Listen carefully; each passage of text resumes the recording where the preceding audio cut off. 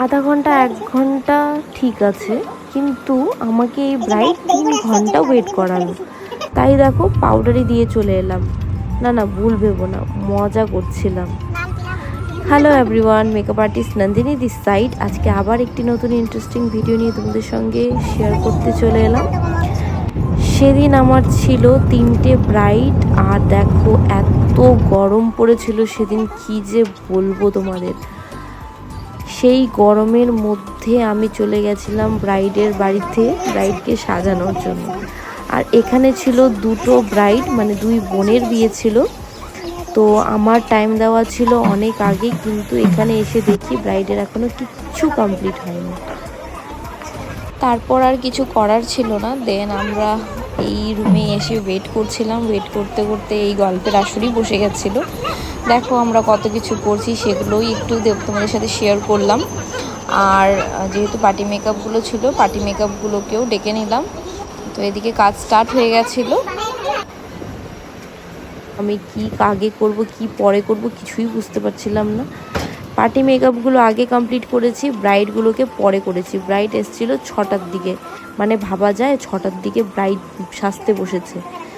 তো দেখো সেই অনুযায়ী ব্রাইডকে খুব ফাস্ট মেকআপ করেছি। এনাদের নাকি আমাকে 6টার দিকে দেওয়ার পর আধা ঘন্টা পরেই ডাকা শুরু, যে লোক এসছে, আসো তাড়াতাড়ি গিফট দিবে। তো আমি এটাই ভাবছিলাম, যদি এত তাড়াতাড়ি সাজার থাকতো তাহলে আগেই বসতে হতো।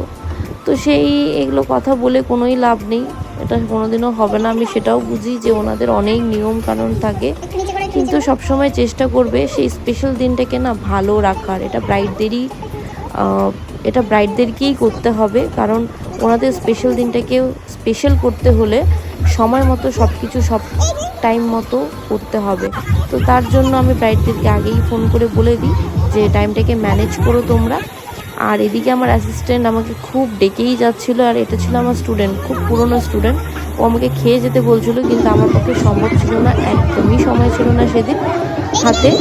তো দেখো আমার ফেস দেখেই বুঝতে পারছো তোমরা আমি এতটাই টেনশনে ছিলাম ওই সময়, মানে কি বলবো। এবার ফোন করে দেখলাম যে এনাদের এখানে কিছুই কমপ্লিট হয়নি, আর তখন বাজে 10টার দিকে এসে আমি ব্রাইডকে সাজাতে বসিয়েছি। আর 12টায় ছিল লগ্ন, আমাকে বলেছিল 12টার মধ্যে সাজিয়ে দিতে। এবার এটা আমার আগে জানা ছিল না, জানা থাকলে হয়তো আমি ওখানে এতটা টেনশনে থাকতাম না। আর আমি প্রথমবার 10টার দিকে ব্রাইডকে বসিয়েছি সাজানোর জন্য।